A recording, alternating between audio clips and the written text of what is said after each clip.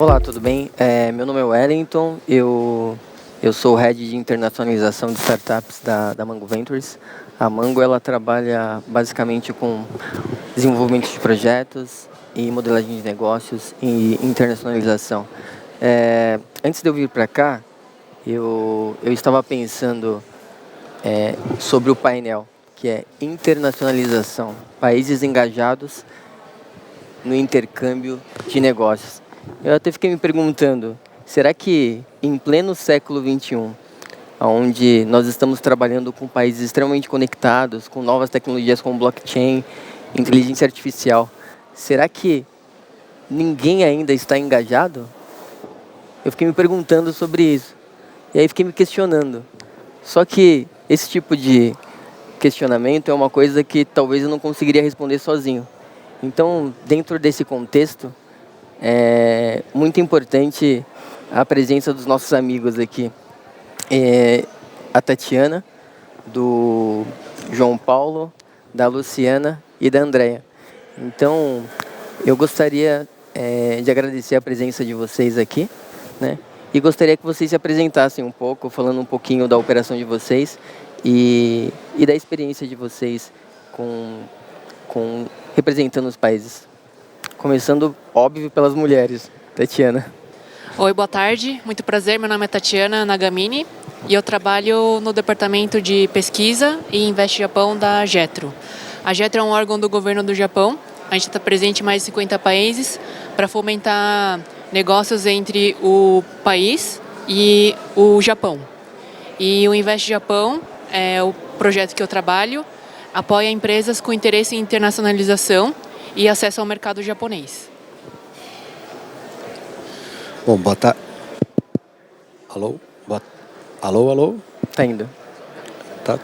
Bom, boa tarde a todos. Meu nome é João Paulo Paixão, eu sou chefe do escritório internacional da Dubai Chamber of Commerce and Industry aqui no Brasil. A Dubai Chamber é uma entidade semi-governamental sediada em Dubai, nos Emirados Árabes, né? Um dos 7 Emirados Árabes que compõem o país, lá no Oriente Médio. Me ouviram antes? Sim. Então, a Dubai Chamber é uma entidade semi-governamental que tem debaixo do seu guarda-chuva institucional 240 mil empresas de todos os tipos que estão operando lá em Dubai, algumas brasileiras inclusive, como VEG, Embraer, Boticário, Havaianas e tantas outras que cada vez mais utilizam Dubai como uma plataforma para acessar um mercado expandido ali que contempla quase 2 bilhões de consumidores no entorno ali da região do Golfo Arábico, né, por conta da sua localização estratégica. A gente está aqui no Brasil há apenas 2 anos e meio, aqui em São Paulo. A gente tem outros 12 escritórios espalhados na África, na América Latina e na Ásia e na região do Cáucaso.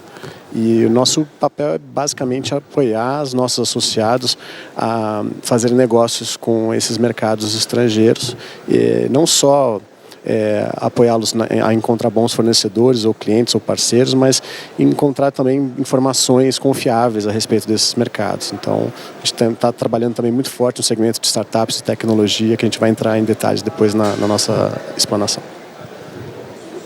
Oi, boa tarde a todos. Meu nome é Luciana Silbotário, eu trabalho no DIT, que é o Department for International Trade, do governo britânico. Eu sou a chefe para investimentos estrangeiros no Reino Unido para América Latina e Caribe. O DIT está presente hoje em dia em 120 países do mundo todo e o papel principal do DIT são 3, principalmente. Um deles é ajudar as empresas britânicas a exportar para novos mercados. Outro papel é atrair investimentos de empresas estrangeiras para o Reino Unido. E um outro papel também é apoiar em negociações internacionais, multilaterais e bilaterais para a abertura de novos mercados e para a internacionalização do fluxo de comércio e políticas internacionais, participação em órgãos multilaterais de comércio. A gente hoje em dia, no Brasil particularmente, tem uma atividade bem grande já há alguns anos. A gente tem mais de 130 empresas brasileiras hoje em dia presentes no Reino Unido, desde startups como Gympass, por exemplo, até grandes multinacionais como Natura. O setor financeiro é um dos grandes setores que estão presentes lá, então a gente tem grandes bancos como Bradesco, Itaú, até grandes fintechs também presentes lá, bancos de investimento e outros. E a gente também apoia, na minha área particularmente, empresas brasileiras de todos os tamanhos e setores, desde o início dos primeiros passos, a desenvolver um plano de negócios, a escolher quais são os seus principais parceiros para entrar no Reino Unido, a descobrir quais são as melhores áreas ou subir áreas dentro do Reino Unido para explorar, para poder se internacionalizar, ver qual é o momento certo para estar lá, se é o momento certo ainda ou não, também para se internacionalizar. E ao contrário também, ajudar empresas britânicas que estão explorando a entrada no mercado brasileiro e na América Latina nesse momento. Bacana. André. Boa tarde a todos. Boa tarde. Eu represento o setor da Business France, que é a agência do governo da França, responsável pela internacionalização da economia da França. E, bom, como a gente faz isso na prática, né? A gente auxilia as empresas francesas que querem entrar no mercado brasileiro, não só no mercado brasileiro, como também ao redor do mundo, nos mais de 60 países que a Business France está presente hoje em dia. E também ajuda as empresas brasileiras orientando, né, num projeto de implantação na França, seja de, enfim, abertura de escritório, um projeto logístico, né, de distribuição para a Europa, e orientando também nas mais diversas pontas, né, desse projeto. Então, orientando em questões trabalhistas, questões regulatórias que possam surgir. A Business France também, né, é uma agência do governo, né, da França, que tem sede em Paris. Então, existe aí todo um suporte, inclusive, para questões de mobilidade internacional, questões jurídicas diversas, para realmente orientar qualquer tipo, né, de empresa brasileira, de startups a grandes corporações, a realmente se desenvolver, ter aí a França como, se não o primeiro passo na Europa, um desses passos, né, da Europa. Um dos objetivos da Business France também é promover, né, a atratividade da economia francesa. Então, inclusive, agradeço a oportunidade de estar aqui com os colegas, né, nessa tarde. Bom, eu acho que uma das coisas, antes de começar o painel e agora conversando com vocês, que me chamou bastante atenção, é o aspecto multidisciplinar. Eu percebo que, olhando um pouquinho o aspecto da carreira de vocês, vocês são pessoas que, de alguma forma, já permearam, têm uma visão nas duas pontas, ou seja, já atuaram no ambiente privado e hoje estão atuando no setor público. O que eu acho que é uma coisa bem bacana, até porque acaba trazendo para as pessoas um pouquinho de um overview de quem já esteve de um lado e agora está no outro. No começo da minha fala, eu falei muito na introdução, antes de vocês se apresentarem, eu abordei um pouco e muito sobre as questões voltadas aos aspectos de internacionalização, engajamento dos países, o uso de novas tecnologias. E uma das coisas que a gente tem percebido bastante é que quando nós estamos falando de tecnologia, tem muito a ver também com o aspecto de nós melhorarmos a experiência do usuário, a experiência das pessoas. Dentro desse contexto, uma das coisas que me chama muito a atenção é um conceito que vem do setor privado, que é o conceito de omnichannel, que é quando nós temos a possibilidade de trabalhar no online e também trabalhar no offline, proporcionando para as pessoas, de certa maneira, uma experiência. Mas quando a gente traz esse mesmo conceito do setor privado para o setor físico, para o setor público, né, para o ambiente de governo, a gente percebe também que, nos últimos anos, tem havido uma transformação muito grande, ou seja, os governos e os países no mundo, ou os ecossistemas, na realidade, eles estão saindo do ambiente offline para o ambiente online. A minha questão aqui vocês acreditam que essas mudanças nesses ecossistemas, principalmente nos ecossistemas da qual vocês fazem parte, de proporcionar para o usuário, que é o consumidor de um serviço público, de certa maneira, saindo do online e saindo do offline e indo para o online, pode servir como uma ferramenta de competitividade global, ou serve, de certa maneira, como uma forma de você se tornar mais competitivo a nível global? João? Vai lá. Mudar a ordem aqui. Eu acredito que sim, Wellington. Acho que, no caso, falando especificamente de Dubai, eu diria que é um dos poucos lugares no mundo, né? Dubai não é um país, muita gente confunde, é uma cidade, né? Uma das 7 províncias, o que a gente poderia dizer que compõem os Emirados, onde o governo, por vezes, parece estar à frente do setor privado, no sentido de se colocar metas assim muito agressivas e, de alguma forma, puxando o setor privado para se desenvolver nesse sentido, né? E a gente tem diversos exemplos disso, né? Então, é um país pequeno, uma população aí que nos Emirados não chega a 10 milhões de habitantes, em Dubai não chega a 3, mas com uma autoestima e um capital e uma visão de longo prazo incríveis, a ponto, foi o primeiro país até hoje que tem um Ministério da Inteligência Artificial, né? E tem o Ministério da Felicidade, e colocando isso como um grande objetivo e, obviamente, a partir daí definindo diversos KPIs para o governo e o setor privado se adaptarem.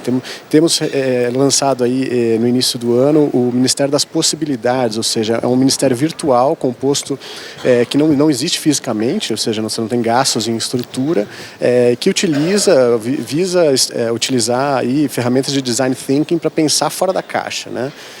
Então, a partir daí, Dubai, enfim, se colocou diversas metas, inclusive para a próxima década, até 2030, um quarto de todos os novos edifícios serem impressos em 3D, até 2030, um quarto de todo o transporte feito na cidade ser feito de forma autônoma, até o ano que vem a economia de Dubai inteira quer estar conectada e funcionando via blockchain.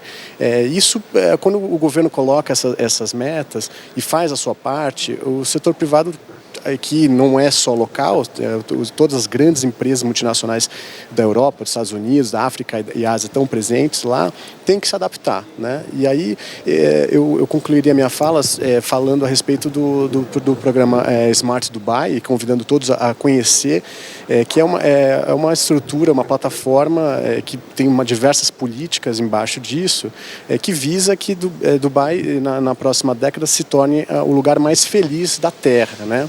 E por conta disso, não tem, acho que, coisa mais infeliz do que burocracia, né? Do que os cidadãos e as empresas terem que gastar o seu tempo, seu precioso tempo, aquilo que não volta, né? Você não tem como recuperar, com papelada, com pagamentos, tendo que dar diversas informações para diversas agências.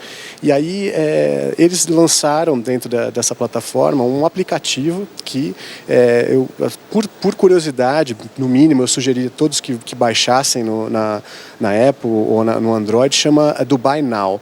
Vocês vão ver lá um hub onde todos os cidadãos, ele é voltado para os cidadãos, mas você pode acessar como guest, né, esse aplicativo, você consegue ter acesso a praticamente um dashboard de tudo que está acontecendo na cidade, né? Então, só para dar alguns exemplos, você consegue saber quanto que você está gastando de água, de energia, você consegue pagar suas contas, quais imóveis estão disponíveis na cidade, você consegue fazer o contrato, né, e o pagamento de um aluguel, por exemplo, nesse imóvel, você consegue pagar multas se você excedeu aí a velocidade, você consegue pagar contas no telefone, emitir vistos e cancelar vistos da sua família, de empregados. Então, assim, saber quais são os eventos que estão na cidade. Eu acho que o futuro dos governos passa um pouco por isso, né? Por essa ferramenta aqui, que alguns dizem que daqui a pouco tempo também vai cair em desuso, né? A gente não sabe o que está vindo depois disso, mas os cidadãos, de fato, não querem mais. O offline, obviamente, tem uma transição geracional importante, né? Você tem pessoas mais experientes que ainda assim têm uma certa dificuldade em acessar isso daí, mas elas estão aprendendo muito rápido, né? E no caso de Dubai, por ser um ambiente muito internacionalizado, a gente acaba pegando o que há de melhor em todo o mundo, inclusive em países aqui que estão representados, e a gente testa como se fosse um laboratório e tenta melhorar cada vez mais.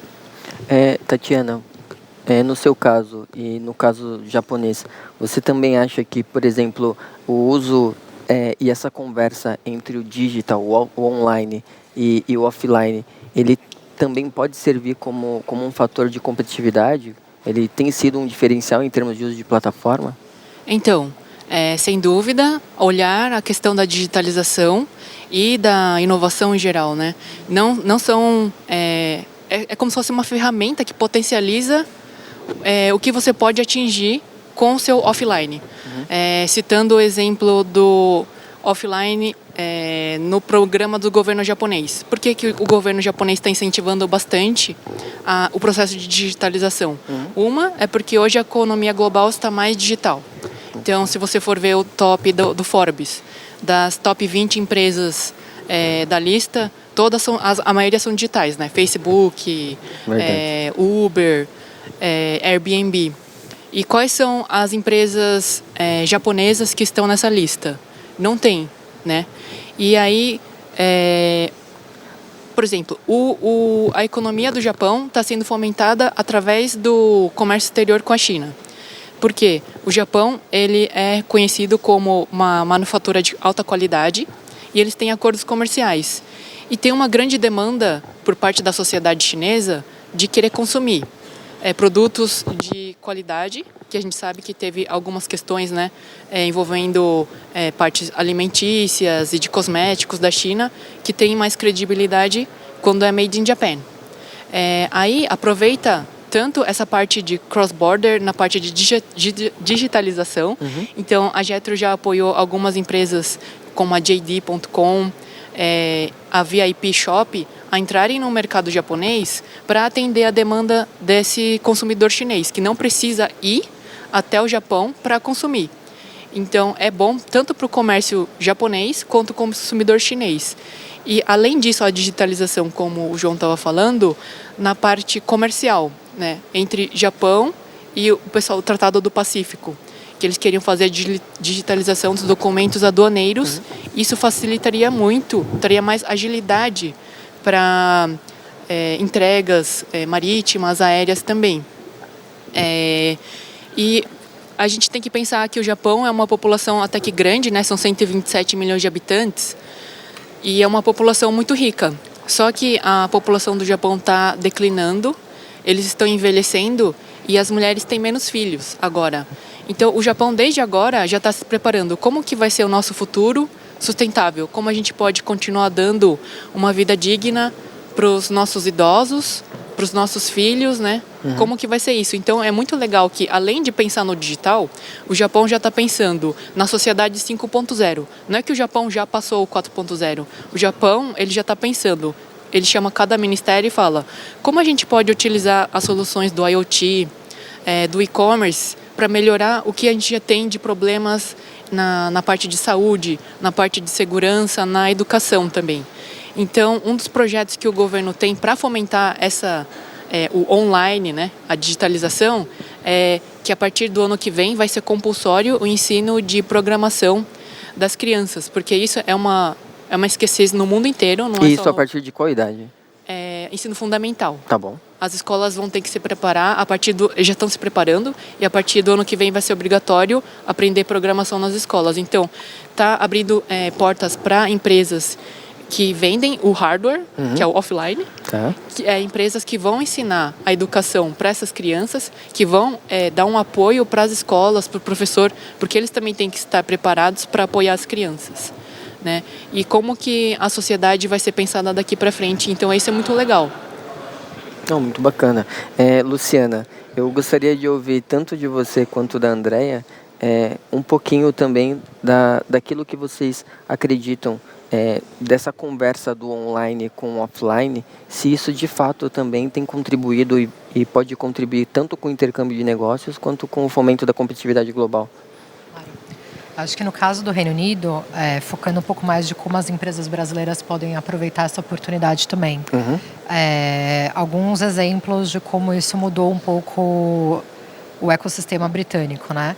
Desde facilitar negócios lá. Então, hoje, uma empresa brasileira que queira abrir negócios no Reino Unido, ela consegue registrar o negócio online, 100% online. Ela abre uma empresa no Reino Unido em menos de 4 horas, por apenas £10, 100% online.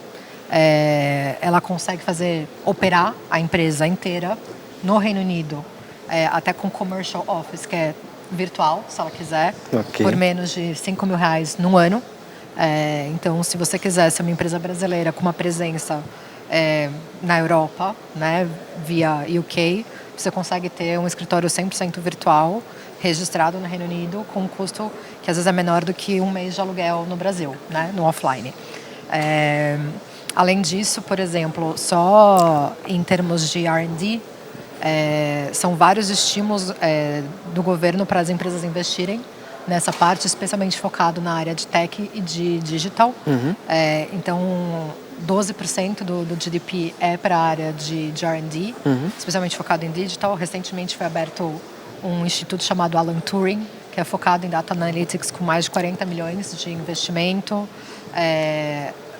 Vários unicórnios, mais de 40% dos unicórnios europeus são do UK. São mais de 130 universidades britânicas focadas nisso, mais de 1.000 bolsas de PhD só focados em inteligência artificial. Bacana.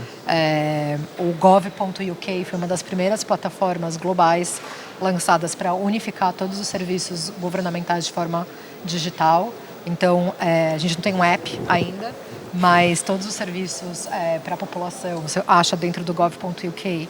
Inclusive, o governo brasileiro chamou a criadora dessa plataforma para estudar a aplicação de um modelo similar aqui no Brasil, recentemente. A gente tem, em termos de tamanho, assim, boa parte das empresas brasileiras que estão indo para lá estão aproveitando essa digitalização da economia e o fato de, hoje em dia, a nossa pauta, tanto de importações e exportações, mas internacionalização entre os dois países, ser muito mais de serviços e digital para crescer o nosso fluxo de comércio entre os dois países. Então, a gente tem muito mais na parte de creative services e de tech. O comércio entre os dois países, a nossa indústria de tech, ela é avaliada em mais de 1 trilhão. Só para dar alguns dados, só nos primeiros 7 meses desse ano, a parte de VC, Private Equity, só para a parte de fintechs, foi de mais ou menos 5,5 bilhões de dólares investidos no Reino Unido. Então, isso mostra, assim, acho que a pujança dessa parte que é 100% digital e todos os serviços associados, como data protection, cybersecurity, que vêm incluídos dentro desse pacote. Né? Então, obviamente, para você poder oferecer mais serviços digitais para a sua população, você precisa garantir a proteção de dados, né, do cidadão, você precisa garantir, para fazer fintech, que você tem uma boa conectividade. Então, o Reino Unido também é um dos primeiros test beds mundiais para 5G, em várias cidades. Então, assim, eu acho que é um polo tecnológico global, digitalização, mas que você não consegue fazer essa transição para o online com qualidade se você também não tiver uma infra por trás. Verdade. Então, você precisa dessa infra e o governo ele pode até facilitar uma série de coisas, mas você precisa da iniciativa privada por trás, você precisa de capital por trás, você precisa de um ambiente regulatório favorável por trás, e você precisa das empresas querendo fazer investimento no país e com possibilidade de testar. Então, só para também ilustrar, hoje em dia, a Tati até mencionou a questão de health e de education, né, que é uma próxima leva. Em termos de perenidade das startups, 1/3 de todos os empreendimentos dos CNPJs abertos no Reino Unido hoje são startups, que existem hoje. E dessas startups, as que têm mais de 70% de sobrevivência por mais de 5 anos estão na área de EdTech e Health Tech. E são digitals. E são digitais. Ok. Então, acho que mostra, assim, o compromisso não só do governo, mas eu acho que é realmente a aderência dos serviços. Então, se você não tem empresas querendo investir, se você não tem users querendo aderir, não importa quanto o governo facilite, né, ou quanto a regulação seja favorável, você precisa ter demanda e oferta. Bacana. Então, no final do dia, você tem que ter um ambiente favorável, mas você tem que ter demanda e oferta e um lugar que facilite essa inovação. E acho que que vai muito pelo aspecto da desburocratização, né? Exato, acho que esse aspecto do nosso painel de internacionalização mostra que o mais importante é você estar num ambiente que é aberto e que permita que boas ideias tenham um fluxo aberto para a gente ter os melhores produtos e serviços sendo oferecidos onde a demanda está. Né? Então, se você tem um mercado que está ávido por consumir produtos e serviços digitais, não importa onde essa população está, você tem como oferecer seu ambiente regulatório, te permite que aquilo chegue. Sim, verdade. Né? Andréia? Então, pensando nessa questão, né, de como que a transformação digital ela pode ser essencial para a parte da competitividade do país, no mundo globalizado, eu acho que a burocracia do país ela não pode, ela tem que se adaptar ao mundo digital para não ser um fator de não decisão de algum tomador de decisão, né? Então, a pessoa na hora de escolher um país para se implantar, na hora de pensar, né, ela eventualmente ela vai ter que se deparar com a burocracia e tudo mais, e você vai precisar também passar pelo governo, né, essencialmente, e um governo que está preparado, né, para adaptar toda a sua burocracia para a transformação digital, ele vai ganhar um pontinho, né, nessa hora de tomar a decisão final. A França, é um dado muito interessante, segundo o e-government, né, que é um relatório produzido pelas Nações Unidas, ela tem o segundo melhor serviço público, né, digital do mundo. E, na verdade, é um compromisso do governo francês. Já esse ano, em abril, foi lançado o TechGouv, que, na verdade, é uma iniciativa realmente para aprimorar o serviço online francês e para simplificar, pensando não só, né, nos cidadãos, mas também nos agentes públicos que vão trabalhar para essa transformação digital acontecer em todo o território francês, né? E também nas empresas, né, que, enfim, vão ter que lidar com a burocracia, que na verdade também já desde muito tempo está realmente sendo trabalhado para melhorar. Hoje em dia, você também consegue abrir uma empresa na França de modo totalmente online, sem sair do Brasil, e sem precisar também de um sócio francês ou um sócio europeu, sem capital mínimo.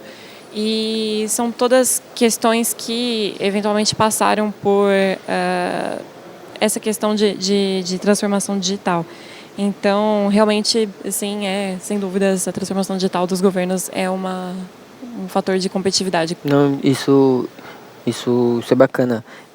Pegando um gancho até nisso que vocês acabaram de falar agora, sobre startups, enfim, e também sobre a pergunta anterior falando sobre competitividade global, e sobre como o uso das plataformas digitais, elas de alguma maneira contribuem para os aspectos de competitividade, eu até gostaria de compartilhar um dado antes de nós introduzirmos a nossa próxima pergunta. De acordo com o ranking de competitividade global do Fórum Econômico Mundial, a gente até fez uma pesquisa aqui em relação aos países da qual vocês representam, e são dados bem interessantes. Por exemplo, aqui está dizendo que o Japão está em 6º lugar no ranking de competitividade global. O Reino Unido ocupa o 9º lugar nesse mesmo ranking. A França, o 15º lugar. E os Emirados Árabes Unidos, da qual faz parte o Dubai, o 25º lugar.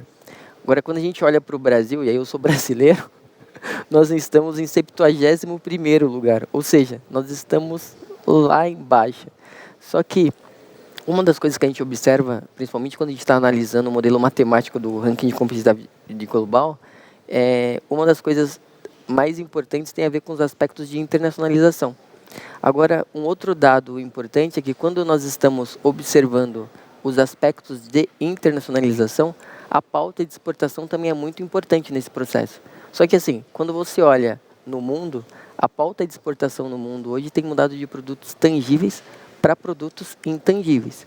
Ou seja, basicamente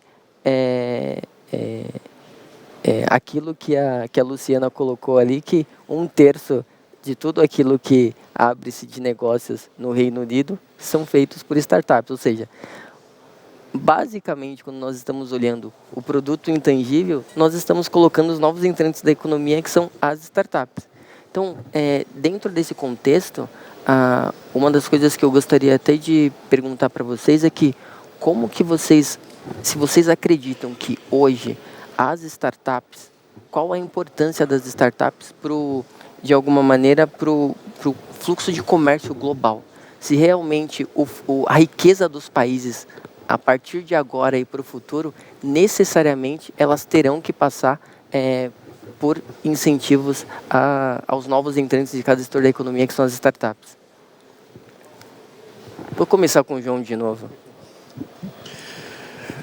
Bom, é interessante e a gente concorda com esse diagnóstico, né? A gente tem enxergado olhando o fluxo de comércio, uma servicização, né, um processo de servicização das exportações, ou seja, produtos que antigamente, né, ou até hoje ainda são exportados apenas com meros produtos, né, onde tem um processo de agregação de valor feito por indústrias e que a partir do momento que você entrega o produto, ele é consumido em algum momento ou é utilizado como bem de capital para produzir outros produtos.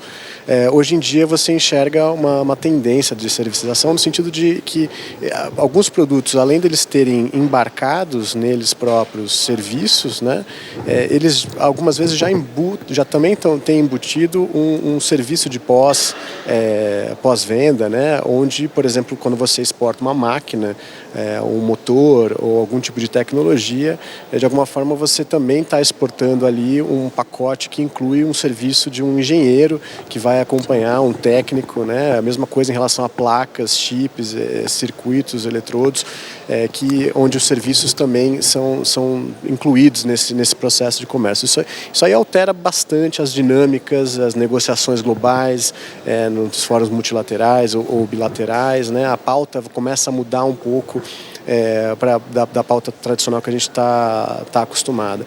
Agora, de fato, quando a gente olha esse processo das startups, né, que algum tempo atrás a gente ouviu, isso é um hype, né, é uma coisa passageira, e não veio para ficar, né?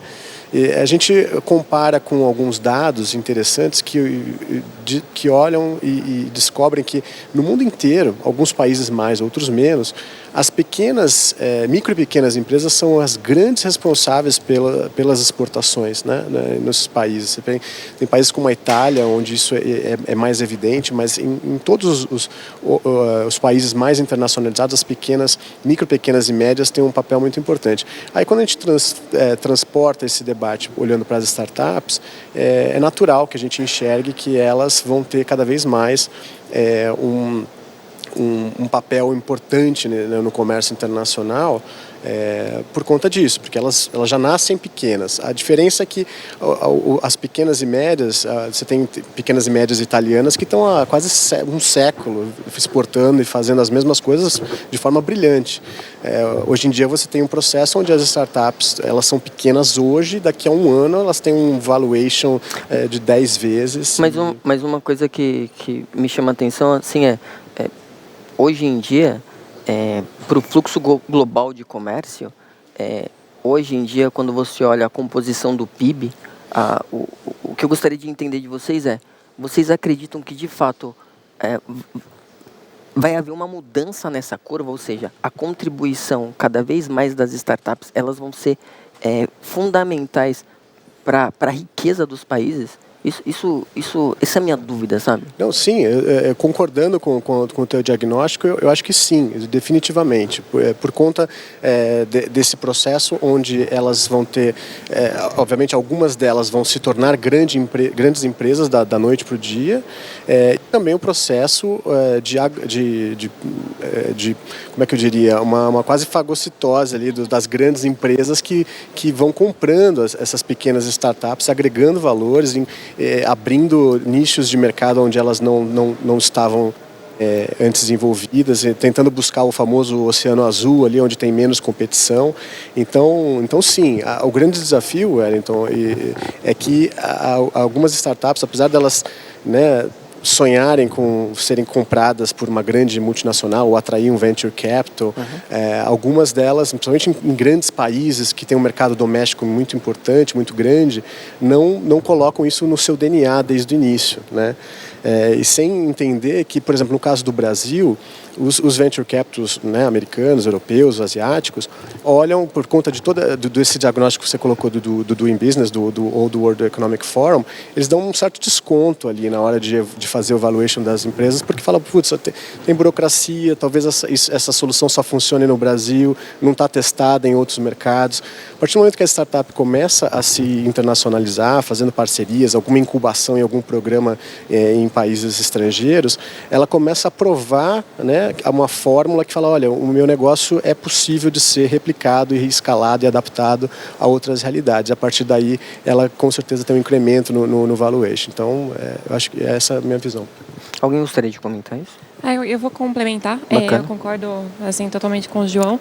E na verdade, assim, respondendo a sua pergunta, né, a startup ela tem que incrementar algum tipo de inovação, né? Por exemplo, a gente vai pegar, vou falar da França. Na França existem 56 polos de competitividade, que são basicamente organizados pelos governos regionais, né? E são lugares onde diversos atores da economia eles trabalham em conjunto. Então, tem alguns lugares que grandes corporações francesas estão ali trabalhando em conjunto com as startups, com pequenas e médias empresas e com institutos de pesquisa em torno de projetos, né, que vão ser desenvolvidos ou sob demanda, né, ou realmente a startup ou uma entidade traz um projeto para ser desenvolvido ali. Eles estão espalhados por toda a França e são justamente locais onde você tinha uma atividade econômica tradicional ali, então o setor automobilístico, o setor da agricultura, e você usa esse polo para desenvolver uma nova solução que tenha, que seja útil, né, que seja economicamente viável, e aí que está o grande valor, né, da startup, que é justamente você poder gerar um valor agregado maior por conta dessa inovação trazida, né?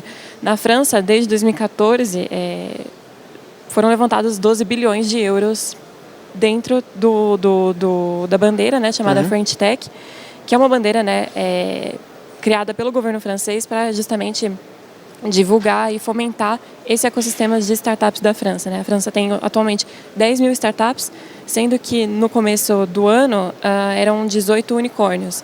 Então, realmente, é um ecossistema muito pujante. A gente não consegue, né, mais ignorar esse peso, né, das startups na economia, principalmente, né, pensando na França, que já tem aí uma trajetória de, enfim, exportações, importações, internacionalização, até por conta, né, de estar dentro da União Europeia.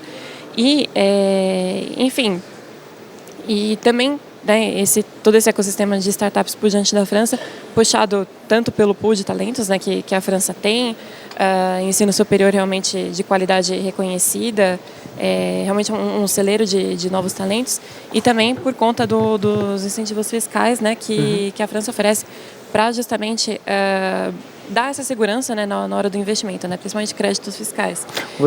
Você fez um comentário que, falando especificamente sobre a França, e aí eu também, aqui em conversa com vocês e também fazendo algumas análises, a gente percebe que o nosso painel ele fala muito sobre os aspectos de internacionalização e engajamento dos países, né?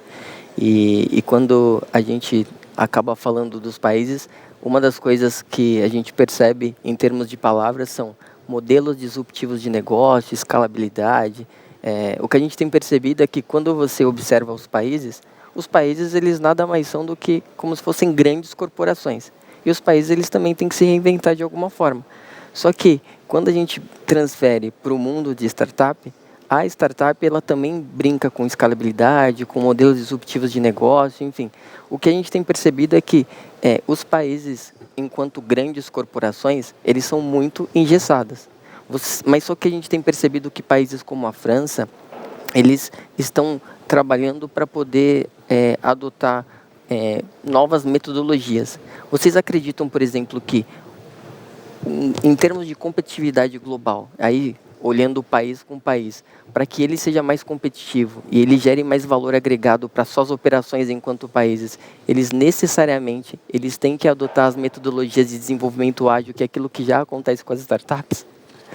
Até pegando um gancho naquilo que você está falando, né? Se a Tatiana quiser comentar sobre isso. Agilização do governo? Exatamente.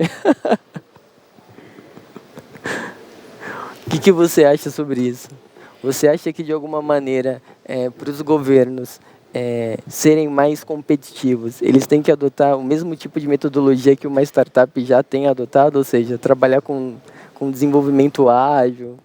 Então, o pensamento ágil Exatamente. foi desenvolvido pelos pesquisadores japoneses, né? Professor Takeuchi Nonaka. Mas eu acho que o papel do governo, em geral, tá? Não estou falando só do Japão. O papel do governo é prover o básico e ter menos burocracias. Se ele vai adotar metodologia ágil ou não, eu não sei se isso funciona, porque é realmente uma estrutura muito grande e não tem como um ministério falar com o outro assim e tomar decisões que depende do governo que muda, né? Mas o que o governo pode fazer para tornar mais ágil pode ser os processos, né? Processo de digitalização interno, sim, e Gov, como o governo brasileiro está fazendo. O que o Japão está fazendo... Que acaba sendo uma mudança de mindset também, né? Então, o que eu acho legal, não nessa parte de desburocratização, né? Isso eu não posso comentar sobre o governo japonês, claro.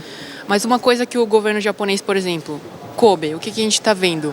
Kobe, ele atraiu a entrada da 500, que é a maior aceleradora de startups do mundo. E o que eles querem fazer com isso? Não que o governo queira ficar mais ágil, é que o governo japonês quer promover o espírito de empreendedorismo no Japão, para as startups japonesas. Se a gente for ver, aqui a gente tem até dados do governo do Japão, o Japão tem essa imagem que é um país muito tecnológico, altamente tecnológico, muito inovador.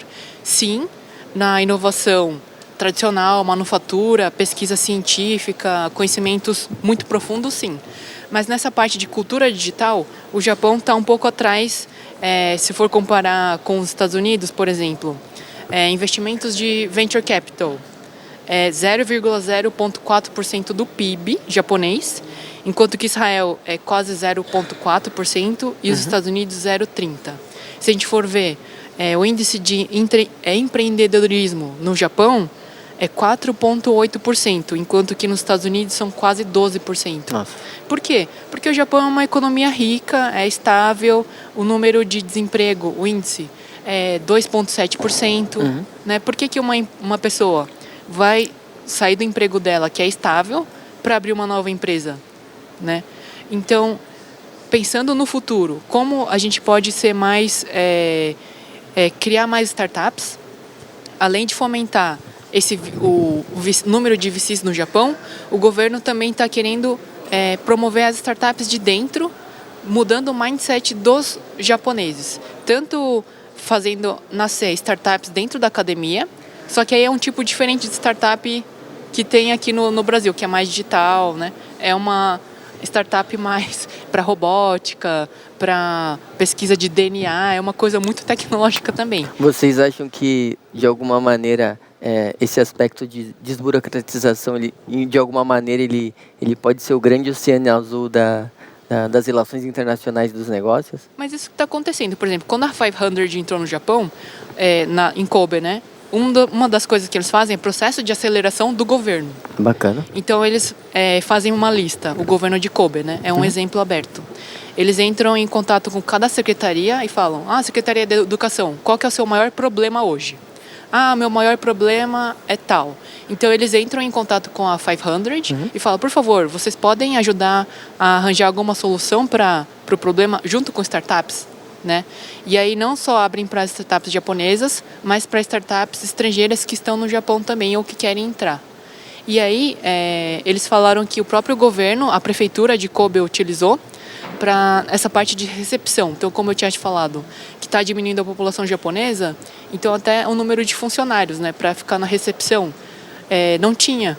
Então agora tem um robô com chatbot, qualquer pessoa entra, eu falo: eu quero ir tirar um certificado. Eu quero. Acabou?